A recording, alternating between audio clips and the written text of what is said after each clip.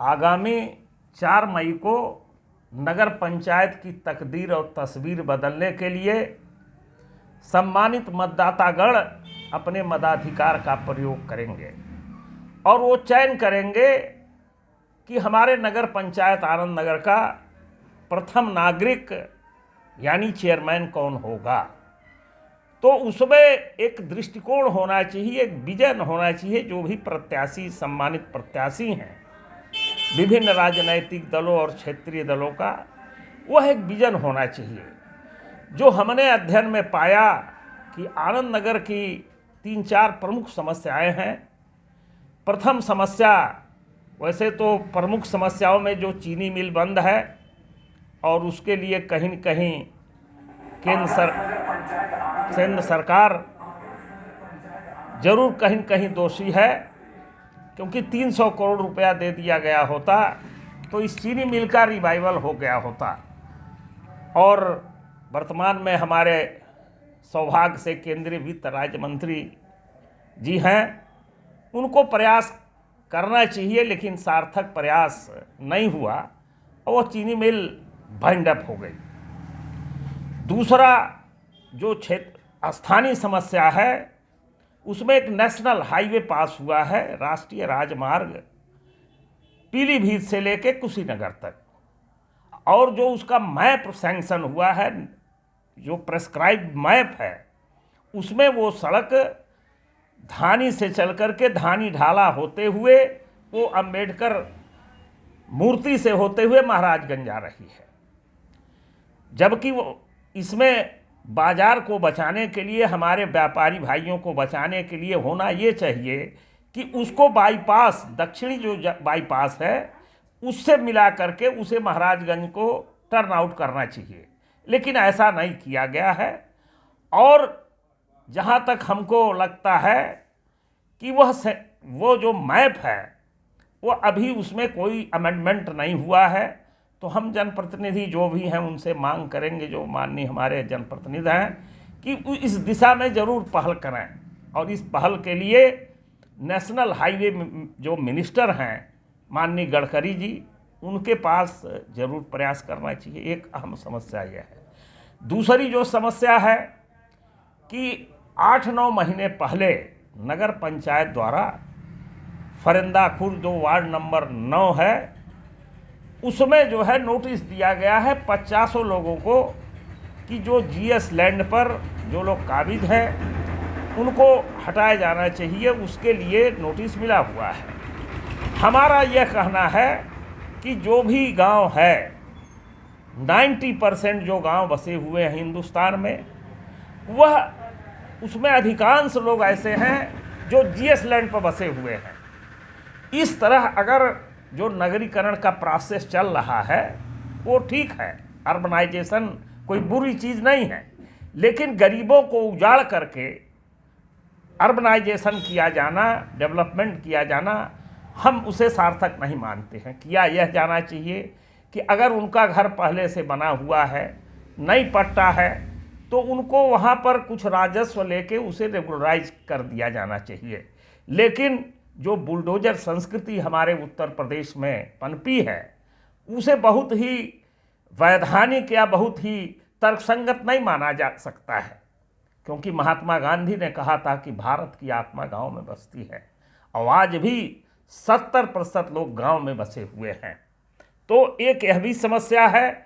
और आज के हिंदुस्तान में जो न्यूज़ आई है राइट फर्स्ट पेज पर राइट साइड में, कि जो भी नगर निकाय हैं उसमें जो अवैध कब्जे हैं उसे हटाने के लिए बुलडोजर का प्रयोग किया जाएगा। इस पर थोड़ा सा प्रशासन को भी और शासन को भी ध्यान देना चाहिए कि हमारे जो किसान मजदूर भाई, ज़्यादातर जो गरीब हैं, वो पहले से पट्टा लिए हुए भी नहीं हैं, तो उन्हें रेगुलराइज की कार्रवाई किया जाना चाहिए। एक समस्या ये है।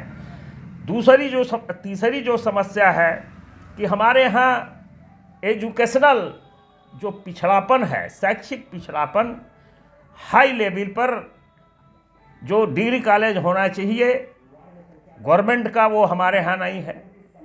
पीजी कॉलेज नहीं है, जबकि राजकीय इंटर कॉलेज हमारे यहाँ है, उसके पास पर्याप्त ज़मीन है।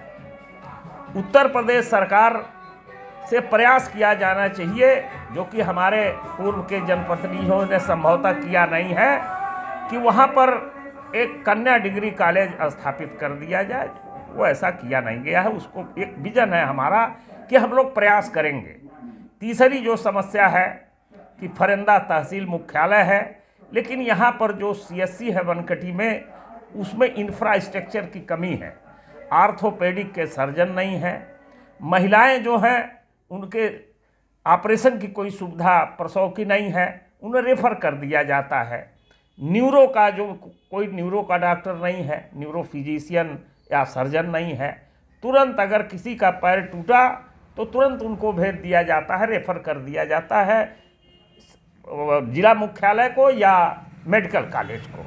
तो एक प्रयास हमारे तरफ से किया जाएगा। अगर हमारी पत्नी भी लड़ रही हैं, जिला पंचायत सदस्य रही हैं गीता चौरसिया जी, हम प्रयास करेंगे अगर सफल हुए। एक हमारा ये विजन है।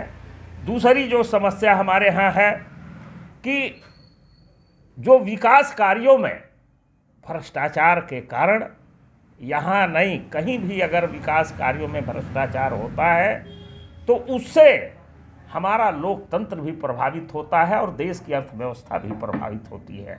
हम जरूर प्रयास करेंगे कि भ्रष्टाचार का आरोप न लगने पावे। अगर वो सफल होती हैं, आम मतदाताओं, सम्मानित मतदाताओं का अगर समर्थन मिलता है, तो हमारा पूरा प्रयास रहेगा कि भ्रष्टाचार रूपी जो विष है वो नगर में न फैलने पावे।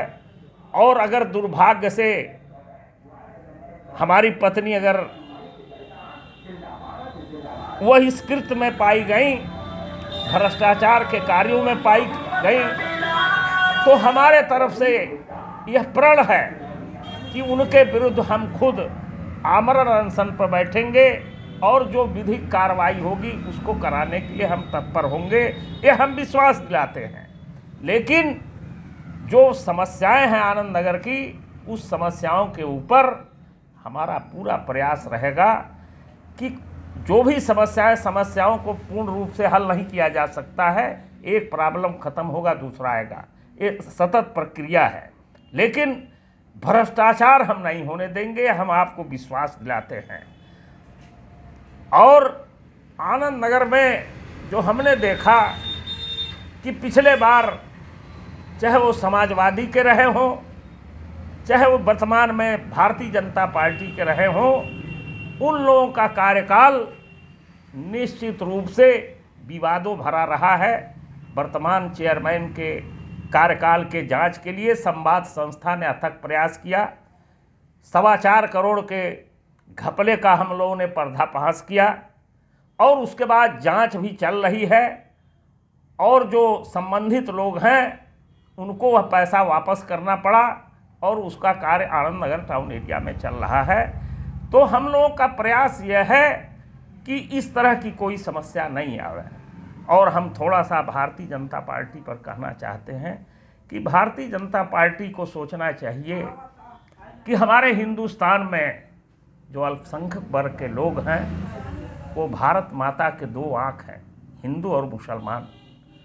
और अल्पसंख्यकों का, हिंदुओं का जितना योगदान रहा है देश के स्वतंत्रता संग्राम में, अल्पसंख्यकों का भी उसमें भरपूर योगदान रहा है। हम आज के दिन अशफाक उल्ला खां को नहीं भूल सकते हैं। वह इसी देश के रहने वाले थे, अल्पसंख्यक थे, लेकिन फैजाबाद के जेल में वो फांसी उन्हें चढ़ा दी गई।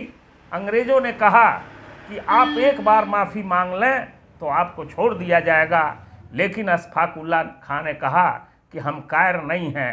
भारत माता को आज़ाद कराने के लिए उन्होंने अपना बलिदान दे दिया। इसी तरह कई लोग ऐसे हैं, चाहे वो वीर अब्दुल हमीद रहे हों, कई ऐसे लोगों का नाम आता है कि जिन्होंने आज़ादी के लड़ाई में भरपूर योगदान दिया था।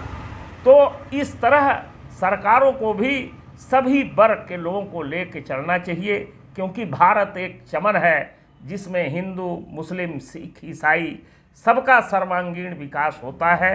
और हम आपसे यह निवेदन करेंगे कि हमारी पत्नी भी इसमें एक प्रत्याशी हैं गीता चौरसिया जी, जिनका चुनाव लड़की लड़का है।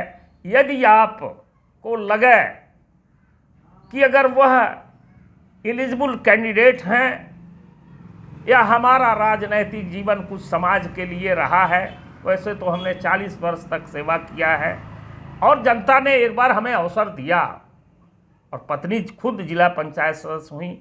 हम इतना विश्वास दिलाते हैं कि अगर जनता का सहयोग और समर्थन मिला तो आनंद नगर में विकास की गंगा बहाने का प्रयास करेंगे। जय हिंद, जय भारत।